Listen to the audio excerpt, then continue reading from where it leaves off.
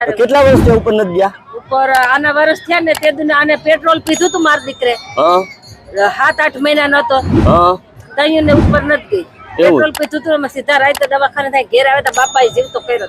એવું છે? હા પગેથી બાટલા સડતા ચાર. ઓહો પેટ્રોલ પી ગયા. અને જટાણે એનો બાપાએ નોકરી એને આપી, સરકારી નોકરી કરે છે. હા સરસ સરસ. એટલે આ શ્રદ્ધાનો વિષય છે. બહુ શ્રદ્ધા છે, બાપાની બહુ દયા છે, આજુબાજુના ગામ બહુ માને છે બાપા.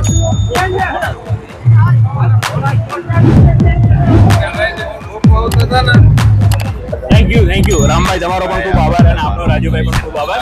અને લોકો સુધી આ સંદેશો પહોંચે, કારણ કે આ પવિત્ર જગ્યાનો સંદેશ જ્યાં સુધી પહોંચે, લોકો એમાં જોડાય સ્વેચ્છાએ, એ પણ અમે આવકાર આપીએ છીએ.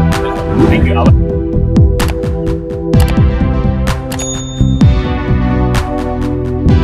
મિત્રો અહીંયા અશ્વ તો જાજા છે, પણ આ અશ્વ કઈક યુનિક છે, તમે જોવો એટલે.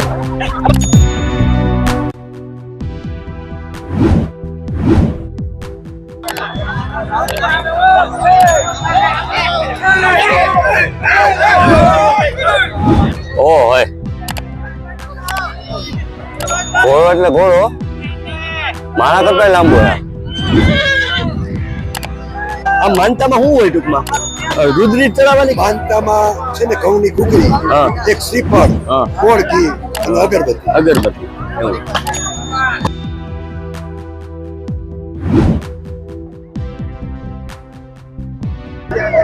નમસ્કાર મિત્રો, હું છું રાજ વૈષ્ણવ. અમારી યુટ્યુબ ચેનલમાં તમારું હાર્દિક સ્વાગત છે. આજ આપણે આવ્યા છીએ ઈસરા ગામ, જ્યાં એક પરંપરાગત એક ભવ્ય મેળાનું આયોજન થાય છે. આ વર્ષોથી આ થઈ રહ્યું છે અને જેની અંદર ધુણેશ્વર દાદાનું ભવ્ય મંદિર છે. અને આખું ગામ, સમસ્ત આજુબાજુના 7 કે 8 ગામ આ ભવ્ય મેળાનું આયોજન કરે છે. તમે માણસો જોઈ શકો છો કેટલા છે. અને અહીં એક એવી લોકવાયકા છે કે દાદાને કાંઈ નથી ચડતું, ઓનલી પર ધૂળ ચડે છે. ધૂળની માનતા ચડે અને મીઠાની માનતા ચડે છે. તો અહીંયા માણસોની ખૂબ જ ચહલ પહલ છે. દુનિયાનું માણસો ઉમટી પડ્યું છે. આખા મેળાનો વિઝ્યુઅલ પણ તમને બતાવી. તો દર્શક મિત્રો, તમે જોઈ શકો છો કેટલી તાદાદમાં માણસો છે અને કેવું જો મેળાનું આયોજન છે. અને અહીં મીઠાની થેલી પણ ચડે છે. અને આ ધુણેશ્વર દાદાનું મંદિર છે. જે શ્રદ્ધાળુઓ આવે છે ને એ જો શ્રીફળ કઈ રીતના વધારે જોવો તમે. એવું ભવ્ય આયોજન છે મેળાનું. છતાં આપણે જાવું, એક જ વ્યક્તિને મળશું, જો કોઈ આપણે બાઇક દે કાંઈ. નીચે તમે જોઈ શકો છો જે ઢગલા પડ્યા ને એ મીઠાની થેલીના ઢગલા પડ્યા છે. દર્શક મિત્રો, તમે જોઈ શકો છો જો સામે ધુણેશ્વર દાદા છે ને ત્યાં નકરા પાળના એટલે ઘોડિયા છે. તો ઘોડિયા છે એનું કારણ એ છે કે અહીં કોઈને સવાસેર માટેની ખોટ હોય તો બાપા એ ખોટને પૂર્ણ કરે છે, દુખિયાના દુઃખ ભાંગે છે. માણસો આ રીતના આવે. મિત્રો, અહીંયા બહારથી ક્યાંથી માણસો આવે છે અને આવી પ્રસાદી ઘેરે બનાવીને કમ્પ્લીટ ઘૂઘરી કહેવાય, તો ઘૂઘરી બનાવીને પછી આ રીતના અહીંયા બાપાની પ્રસાદી લે છે. આવી ઘણી નાની નાની મોટી મોટી વસ્તુ તમને જોવા મળશે.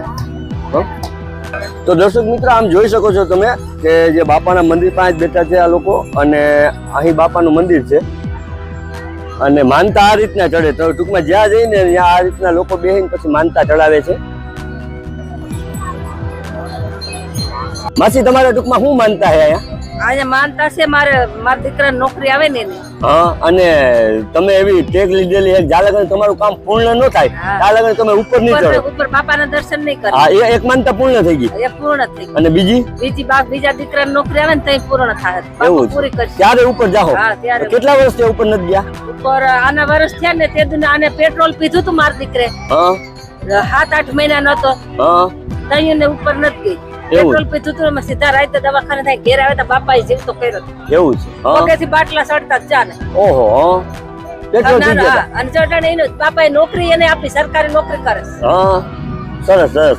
એટલે આ શ્રદ્ધાનો વિષય બહુ છે. શ્રદ્ધા છે, બાપાની બહુ દયા છે, આજુબાજુના ગામ બહુ માને છે બાપા. એવું છે? આભાર હો તમારો. તો દર્શક મિત્રો, આ રીતના માનતા કરે છે. જે વ્યક્તિ હોય નીચેથી ઉપર આવે અને આ રીતના ધૂળ ચડાવે છે. ધૂળેશ્વર બાપા છે અને ધૂળની માનતા ચડે. અને હું અત્યારે જે ઊંચા ધૂળનો ડુંગર છે ને ત્યાં ઉભો છું.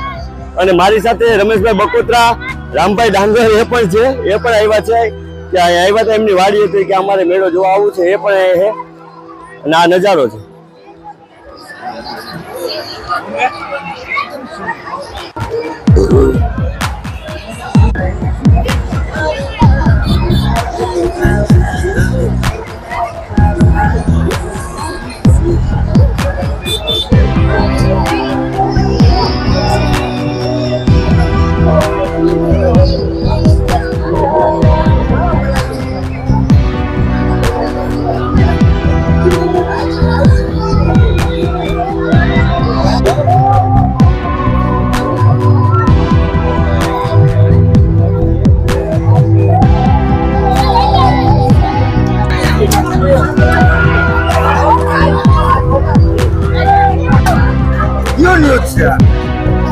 YouTube ચેનલ है રાજ વૈષ્ણવ. શું છે એને જે તાલાળાના ફોટા આવી ગયા છે. તાલાળાને આવો તમે અહીંયા માનતા ઉતરવાય. શું તમે નથી? તો દર્શક મિત્રો, આ છે એક મુનો છે, એમની માનતા ઉતરવા અને બેન આ માનતામાં શું હોય ટૂંકમાં? રુદ્રી ચડાવવાની. માનતામાં છે ને ઘઉંની ઘૂઘરી, એક શ્રીફળ, ગોળ ઘી અને અગરબત્તી. અગરબત્તી.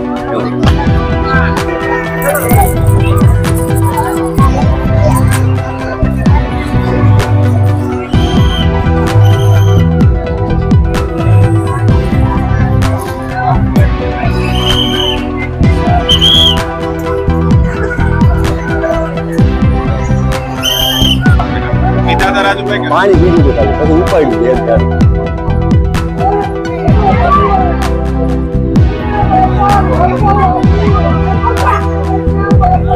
રમેશભાઈ આભાર.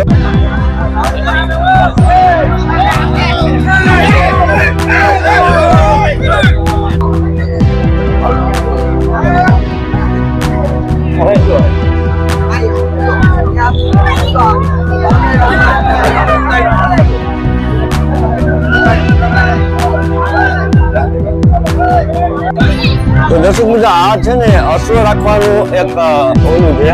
આની અંદર અશ્વ પરફેક્ટ રીતના રહી જાય કે કદાચ ગાડી પડે કે એવું કાંઈ થાય તો એ ઘોડાને કાંઈ ન થાય એના માટે સ્પેશિયલ એક રોડી બનાવવામાં આવે છે કે અશ્વ જે હોય ને એમની કિંમત બહુ ઊંચી હોય. ઘણા ઘોડા તો મેં જોયા કે 10 લાખના હોય, એવા ઘોડા હોય તો એમના માટે થઈને આ બોડી છે આપણી. આ અશ્વ રાખવાની ઘોડી છે ને, જે બોડી છે ને અશ્વ રાખવાની બોડી જો આ રીતના આવે. આની અંદર ખાલી એક ઘોડો છે, આપણે કેમ સ્પેશિયલ સુવિધા હોય કે એસી વાળો રૂમ ને એવું હોય ને એવી રીતે આ અશ્વ રાખવાની આખી એક બોડી છે. અને શું કહેવાય તો ખ્યાલ નથી મને.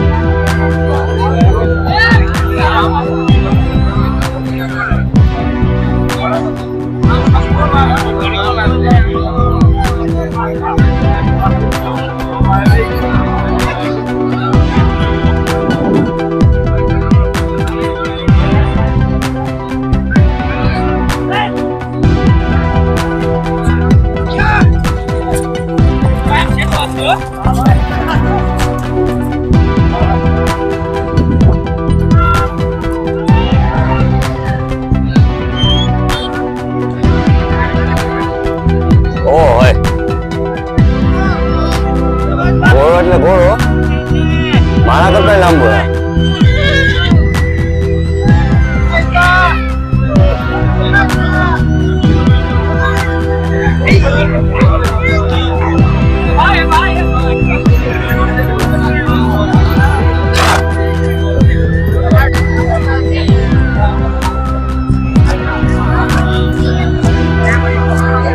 બા ક્યાં કામનું કરો?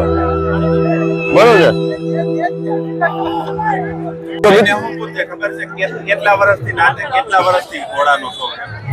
તો દર્શક મિત્રો, આમ જોયું ને આપણે તો અહીંયા અશ્વપ્રેમી જાજા છે. અહીંયા કેટલા બધા ઘોડેસવાર છે. એક ભાઈ મને મળ્યા, એમની ઉંમર કાંઈ છે જ નહીં, પણ છતાં ઘોડો ખૂબ જ સારો ઉડાડે છે. ભાઈ તમારું નામ શું?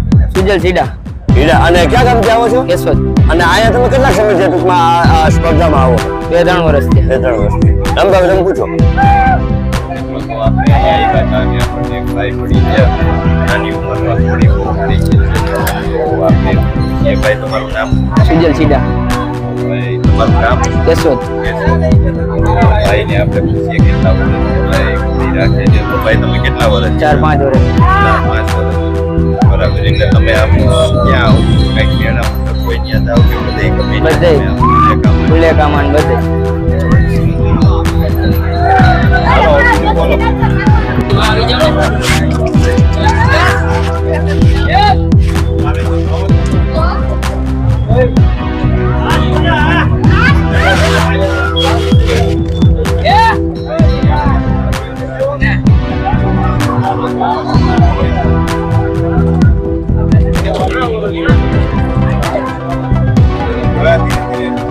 તો દર્શક મિત્રો આપણે ઈસરા જે ભૈરવનાથ દાદાને જે મંદિર છે ત્યાં જે સ્પર્ધા હોય ને તો હવે તો સ્પર્ધા આમ લુપ્ત થતી જતી જાય તો છતાં અશ્વ પ્રેમી ગણાય છે.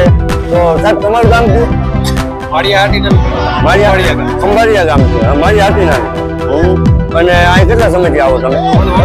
વર્ષોથી આવો છો ને. તો હવે તો સ્પર્ધા બંધ થઈ ગઈ. નકર જે ઓલે આવતું આપણે ગાડાની સ્પર્ધા, ઘોડાની સ્પર્ધા કઈ કેવો મજા આવતી? બહુ મજા આવી હવે ગાડા ઓછા થઈ ગયા ઘોડા બહુ છે ગાડા ઓછા થઈ ગયા એવું કોઈ લઈને આવે હજી એક બે હોય એવું ઘોડા બહુ પછી મિત્રો અહીંયા અશ્વ તો જાજા છે પણ આ અશ્વ કઈક યુનિક છે. તમે જુઓ એક બીજો કોઈ ડાઘો નથી. ઓનલી ફોર વ્હાઈટ એકદમ. આને ક્યું ઘોડું કહેવાય મને ખબર નથી પણ છતાં એ ભાઈ છે અહીંયા આપણે એની જોડે વાત કરશું. તો ભાઈ આ જે ઘોડું છે એ એકદમ વ્હાઈટ છે. આને ક્યું ઘોડું કહેવાય? આને કહેવાય નુકરી. ટૂંકમાં આ જે પ્રજાતિ છે એવું છે જે ઘોડાની જાત છે ને રાજસ્થાન પછી ગુજરાત અમુક ઠેકાણે જે મુખ્ય પીળા જે અશ્વ થતા હોય એમાંથી આ કયો અશ્વ કહેવાય? મારવાડી કહેવાય ને રાજસ્થાન ડિસ્ટ્રિક્ટ. આપણે આ કયો અશ્વ કહેવાય? આ મારવાડી. મારવાડી કહેવાય છે. અને તમારું ગામ કયું? અમારું ગામ માણાવદર. બહુ મસ્ત. એટલે હું છે ઘોડી મને યુનિક લાગી કેમ કે એક બીજો કોઈ ડાઘો નથી. ઓનલી પર વ્હાઈટ છે. નુકરી. નોકરી કહેવાય. બસ નથી જવાનું રામભાઈ લઈ. રામભાઈ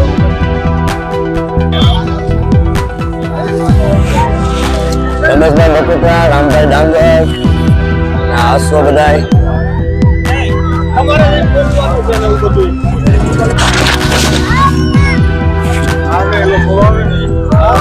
હા તો બધે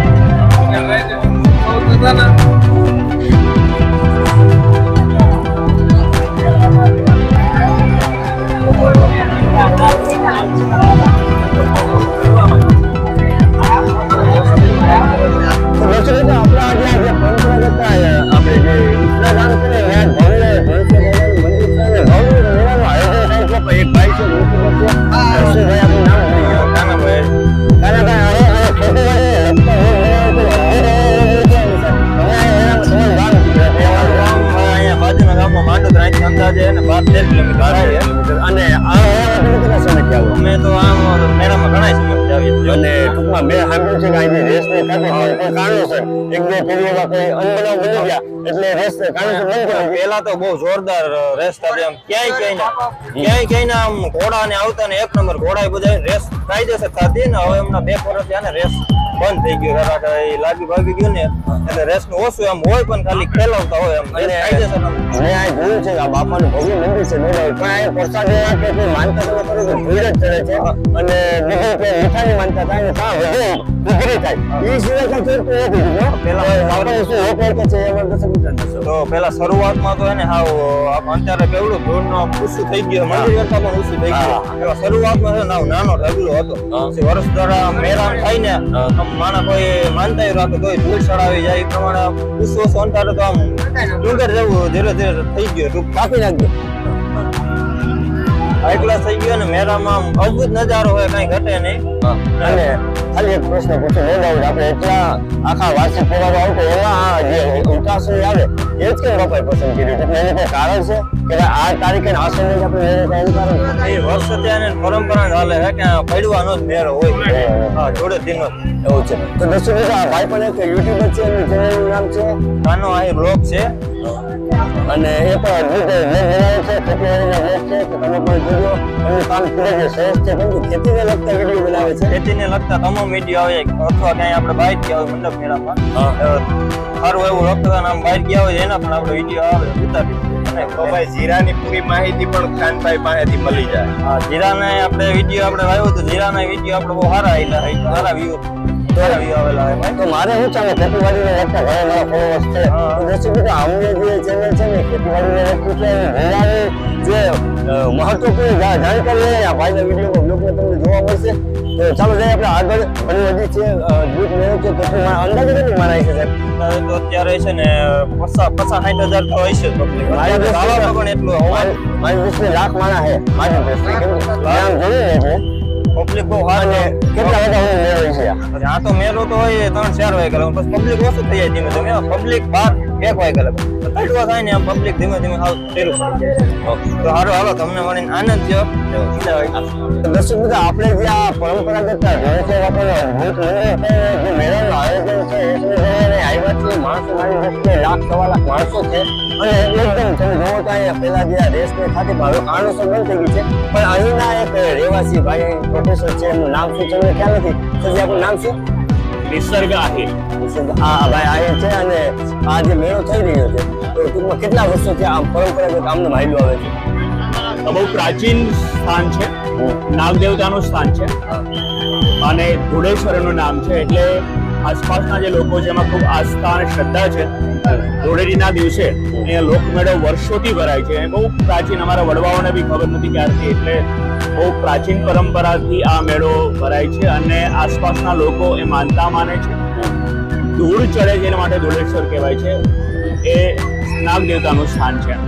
અને કોઈને ત્યાં પુત્રનો જન્મ થાય તો પરંપરા એવી છે કે આસપાસના તમામ લોકોએ અહીંયા ઘૂઘરી ચડાવવાની હોય છે. અને બહુ ભરીને જે બહેનો છે, જે બાળકને જન્મ આપનારી જે માતા છે, તે અહીંયા આવે છે અને એ ધોળેશ્વર બાપાનું દર્શન કરે છે. અને એ ઉપરાંત સત્ય એટલું અને સત્ય એટલું છે કે કોઈને કંઈ પ્રશ્ન હોય, જેમ કે કોઈને હાથ દુખતા હોય, પગ દુખતા હોય, તો કોઈ સંતાન ન થતું હોય તો એ માનતાઓ પણ એ માનવામાં આવે છે. અને એ લાકડાના હાથ અને પગ અને પારણાઓ ચડે છે અને એ રીતે આ મેળો ભરાય છે. આશરે ધીરે ધીરે મહત્વ હતું એટલે આશરે 1.5 લાખ લોકો આસપાસના આવે છે. ખૂબ દૂરથી પણ લોકો આવે છે. અને આ ગામ, આ પવિત્ર જગ્યા, એનો મહિમા એટલો છે કે લોકોની જે શ્રદ્ધા છે એ ફળે છે, જે માનતા હોય તે ફળે છે અને એ આસ્થાનું આ સ્થળ છે. તો મિત્રો, આપણે અહીંયા મેળામાં બધે જોયું અને આ રીતની સુવિધા છે અને આપણને ભાઈ કાર્ય કરતા મળી ગયા છે. તો આપણને પૂછવી રીતે બધું આપણને રાજુભાઈએ પૂછવી રીતે બધો જવાબ આપ્યો અને એ રીતની ભાઈ અહીંયા પરંપરા છે. તો અંદાજે ભાઈ કેટલાક વર્ષ થયા છે આ મેળાનો? આ મેળો ખૂબ પ્રાચીન છે, એટલા માટે કે અમારા વડવાઓને પણ ખબર નથી કે ક્યારની આની શરૂઆત થઈ છે. અને પહેલા લોકો ગાડા લઈને આવતા હતા અને વહેલી સવારે આવતા હતા. ધીરે ધીરે વ્યવસ્થા વધી છે, વાહનો વધ્યા છે, એટલે લોકો બપોરના સમય સુધી પણ રહે છે. પણ આસ્થાનું આ સ્થળ છે ને એ લોકમેળાનું એક સ્વરૂપ લે છે. અને એક બીજું ભાઈ કે અહીંયા તમે આ ઉતાયણીનો બીજો દિવસ જ કેમ આ બાપાનો એવો કઈ એ રીતનો સમય નક્કી કરે ઉજવેલો દિવસ છે કે કઈ એની તિથિ છે કે? હા, આ લોકમેળો છે. હવે આસપાસના બધો ખેડૂત સમુદાય છે અને એ લોકો ઘઉં પકવતા હોય છે.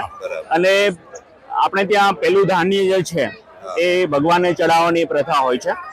અને બીજું એ કે હોળી પ્રાચીન સમયમાં ધૂળેટીની જે કહેવાય ધૂળેટી રમતા, એટલે ધૂળેટી, ધૂળ અને આ નવા થયેલા ઘઉં તો એ ઘઉંની ઘૂઘરી ચડે અને પછી સાથે એમાં ચણા નાખવાનું આવે, તો એ ચણા પણ આ સમયમાં પાકતા હોય છે.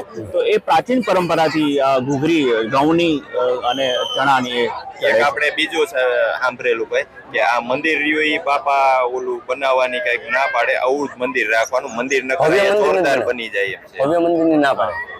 એનું કારણ એ છે કે અહીંયા ધૂળ ચડે છે માનતામાં, એટલે આ એક વિશિષ્ટ સ્થાન છે કે અહીંયા લોકો પોતાની ધૂળની માનતા રાખતા હોય છે અને વર્ષો એ ઊંચી થતી જાય. વરસાદમાં આવે પણ એ થોડું ધોવાય પણ છે. પણ ગામ લોકોનો પ્રયત્ન એવો છે કે ભવ્ય મંદિર બને. તમે આસપાસના કોઈ પણ ગામમાં આટલી ખુલ્લી અને પવિત્ર જગ્યા નહીં જોઈ હોય, તો ગામ લોકોની ઈચ્છા છે કે આનો વિકાસ પણ થાય, કેમ કે બહુ મોટું આસ્થાનું સ્થળ છે. એટલે આખું જે ગામનું ટ્રસ્ટ છે એવું વિચારી રહ્યું છે કે ભવ્ય મંદિર બને. અમારું પણ આયોજન છે કે આવનારા જે કોઈ શ્રદ્ધાળુઓ છે કે યાત્રાળુઓ છે એને કોઈ અગવડ ન પડે, અને ખાણીપીણીનું પણ મળી રહે, એ ઉપરાંત મનોરંજનની પણ કઈ વ્યવસ્થા બને. એટલે ગામ આખું સમસ્ત રીતે વિચાર કરી રહ્યું છે કે ભવ્ય રસ્તાઓ બને, પછી આસપાસ નાના એવા ભવન બને, મંદિર પણ બને મોટું.